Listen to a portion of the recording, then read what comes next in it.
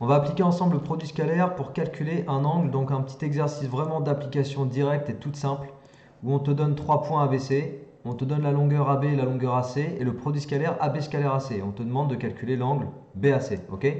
Donc pour commencer, on fait un schéma, pour représenter les choses et fixer les idées.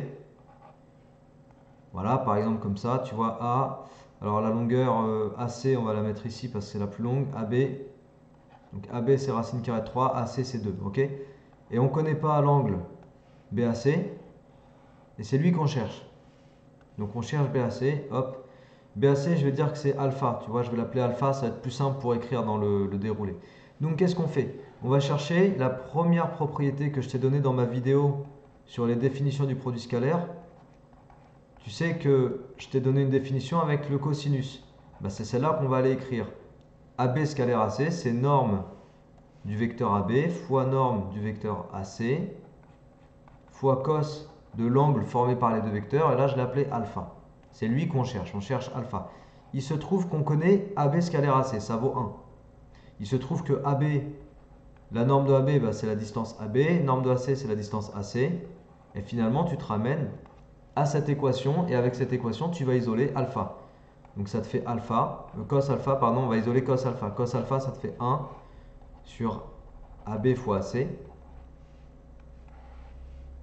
Du coup, quand tu remplaces AB et AC par leur longueur respective, je ne sais pas si tu te souviens, mais c'était, voilà, on l'avait ici, c'était 2 et racine carrée de 3. Donc on remplace 1 sur 2 racine carrée de 3, ok? Du coup, de ça, tu vas déduire alpha en utilisant l'outil arc cosinus de ta calculatrice. C'est ce qui te permet de calculer l'angle quand tu connais le cosinus. Sur la calculette, souvent, ça peut être écrit comme ça aussi, cos moins 1, ok? Moi, j'écris arcos parce que c'est le nom mathématique de cette fonction-là, la fonction réciproque. Donc, mets bien ta calculette en degrés pour pas qu'elle te sorte l'angle en radian parce que ça va être plus agréable à lire en degrés. Arcos 1 sur 2 racine carrée de 3. Ça te fait environ 73 degrés. Voilà, donc tu vois, avec cette petite application toute simple, on a fait quoi? On est remonté à la mesure de l'angle à partir de deux distances et du produit scalaire et de la définition du produit scalaire qui parle du cosinus, quoi. Voilà, ok?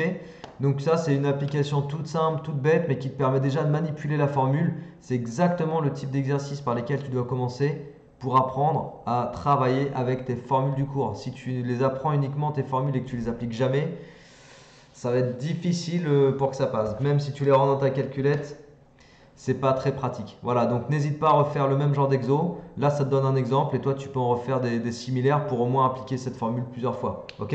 Voilà, j'espère que ça t'a plu, que tu as appris des trucs. J'espère que ça va te donner de la motivation pour refaire la même chose sur des exercices simples d'application. Abonne-toi à ma chaîne si t'es pas abonné, comme ça tu as toutes mes vidéos au fur et à mesure. Et puis d'ici là, je te dis à la prochaine. Allez, ciao!